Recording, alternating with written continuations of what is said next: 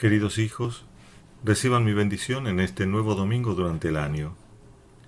El Evangelio de hoy está tomado de San Mateo, capítulo 22, versículos 34 al 40. Dice así: Los fariseos, al enterarse de que había tapado la boca a los saduceos, se reunieron en grupo y uno de ellos le preguntó con ánimo de ponerlo a prueba: Maestro, ¿cuál es el mandamiento mayor de la ley? Él le dijo: Amarás al Señor tu Dios con todo tu corazón, con toda tu alma y con toda tu mente. Este es el mayor y el primer mandamiento. El segundo es semejante a este: amarás a tu prójimo como a ti mismo. De estos dos mandamientos dependen toda la ley y los profetas. Los fariseos y los saduceos, aunque por momentos supieron ponerse de acuerdo para atacar a Jesús, estaban profundamente divididos entre sí. La cuestión de la resurrección de los muertos era uno de esos puntos en que la separación se hacía álgida. Es que, a diferencia de los fariseos, los saduceos negaban la resurrección. En oposición a estos saduceos, Jesucristo defendió abiertamente la eternidad del amor divino, y que por lo tanto, al llamarse a sí mismo Dios de Abraham, de Isaac y de Jacob, Dios se declaraba un Dios de vivos y no de muertos. Los saduceos estaban en un gran error. Los fariseos, en cambio, en este punto, estaban en la verdad. Este es el contexto inmediato en el que se ubica el pasaje del Evangelio que acabamos de escuchar.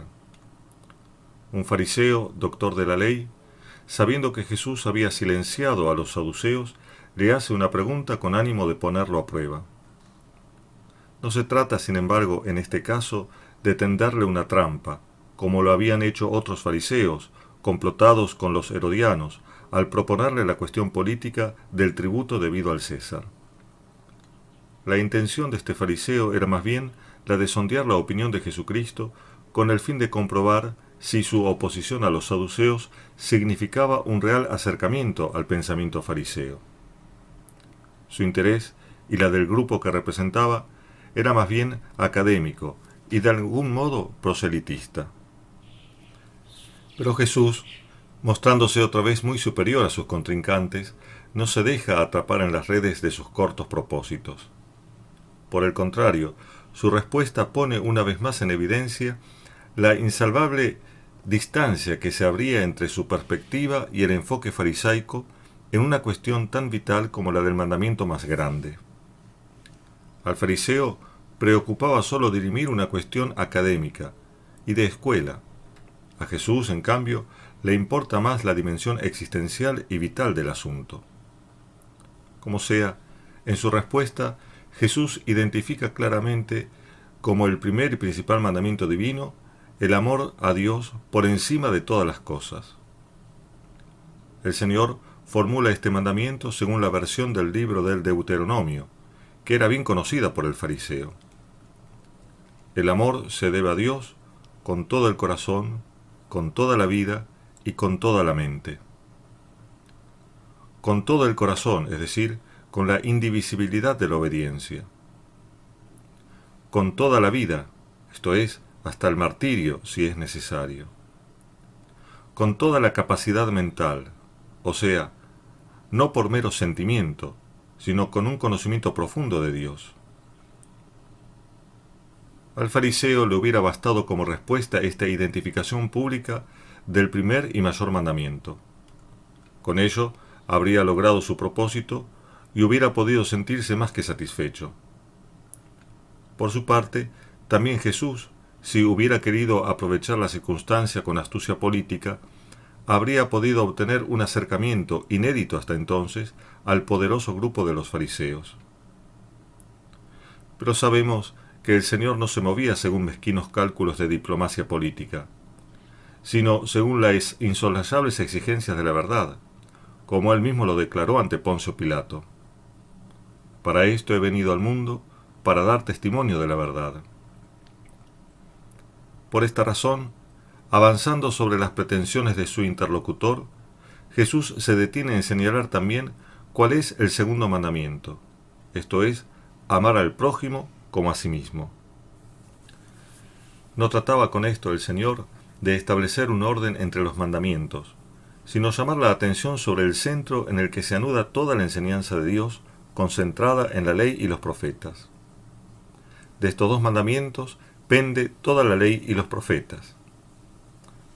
Si el mandamiento divino pide amar a Dios con toda la mente, no es posible desconocer la mutua compenetración de estos dos preceptos, y cómo de ellos depende la obediencia de todo lo que Dios estableció en la ley y la enseñanza de los profetas. Lo importante del mandamiento del amor, por lo tanto, no es la discusión académica sobre su posición en un ranking de preceptos. Jesús, ciertamente, no iba a dejarse atrapar por los fariseos para pasar como un defensor de sus cortas miras teológicas. Lo decisivo del mandamiento principal es su vital centralidad en las relaciones entre el hombre y Dios. En la versión paralela del Evangelio de San Lucas, se añade a este episodio de la vida de Jesús una acotación particular. Luego de dar su respuesta, el Señor invita a su interrogador a cumplir con el gran mandamiento diciéndole: «Haz esto y vivirás». La escena gira así 180 grados. Ahora es el fariseo el que se ve interpelado por Jesucristo. Con su contestación, el Señor puso al fariseo en el trance de realizar una opción vital: o seguir considerando el mandamiento del amor como una cuestión académica y de escuela, o asumir en su vida real y concreta que todo lo que él mismo decía enseñar y proteger depende de la práctica viva de este amor. En otras palabras, Jesús pone a prueba la fría ortodoxia del fariseo, invitándolo a considerar la verdad que profesaba con sus obras de amor al prójimo. Porque, como dirá San Juan en su primera carta, quien no ama no ha conocido a Dios. La pulcritud académica del pensamiento farisaico, que sabía distinguir claramente entre los preceptos mayores y menores, equivalía a una disociación práctica de los dos preceptos del amor. Pero con ello, sin percatarse, también dejaba caer por tierra todo lo que los fariseos protestaban defender, es decir, la ley y los profetas. Según la enseñanza de Jesucristo, en cambio, el amor a Dios no se legitima por su declamación, ni siquiera en un amor exclusivo a Él, sino en el amor al prójimo. Quien no ama a su hermano a quien ve, no puede amar a Dios a quien no ve. Y hemos recibido de Él este mandamiento: quien ama a Dios, que ame también a su hermano. A la altura de la predicación pública de Jesús en que se ubica el pasaje del Evangelio de Mateo que hemos leído, podemos pensar que el fariseo conocía las enseñanzas del Señor sobre el prójimo y la universalidad del amor a él debido. Conocía también que la caridad para con el prójimo, además de superar las fronteras de las razas, de las naciones y de las distintas condiciones humanas, debía también pasar por encima del odio y la enemistad, hasta llegar a dar la vida, porque, como vuelve a decir San Juan, si Dios nos amó de esta manera, también nosotros debemos amarnos unos a otros. Por lo tanto, cuando el fariseo escuchó la respuesta de Jesús, sus palabras debieron transformarse en una incisiva invitación a la conversión, dejando de lado su pretendida ortodoxia para asumir el auténtico dinamismo del amor que le exige dar la vida. La teórica ortodoxia del fariseo sobre el mandamiento principal era, en definitiva, falsa, porque se desentendía del único elemento que podía hacerla verdadera, la práctica del amor al prójimo.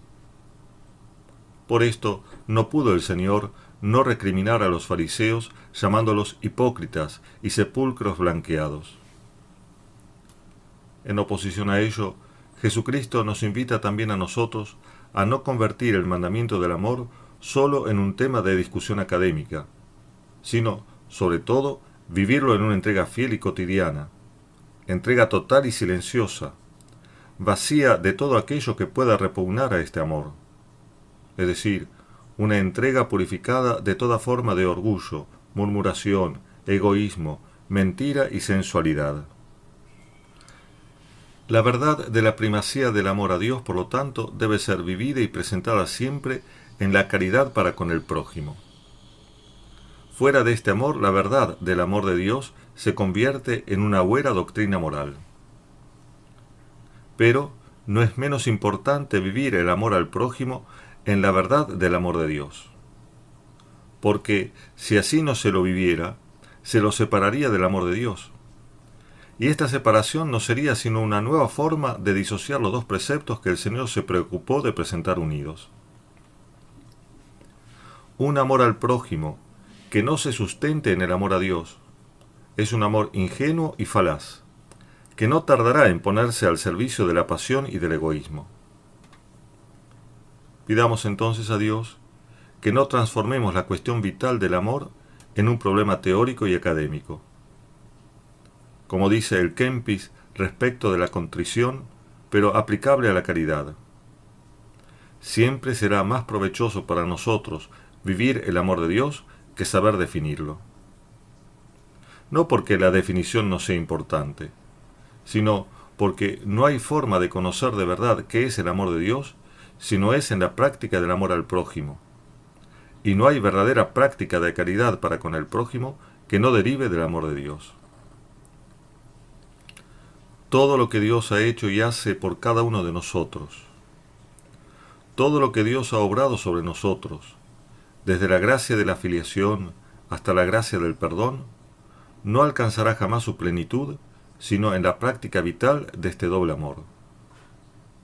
No dejemos entonces que nuestra vida pierda su rumbo y sentido por no vivir permanentemente en esta caridad. Al contrario, pidamos a la Santísima Virgen que nos enseñe, como ella, a vivir la verdad en el amor. Que tal sea nuestra caridad, la única que dará plenitud de sentido a nuestra existencia cristiana, personal y también en el orden social. Que Dios los bendiga a todos.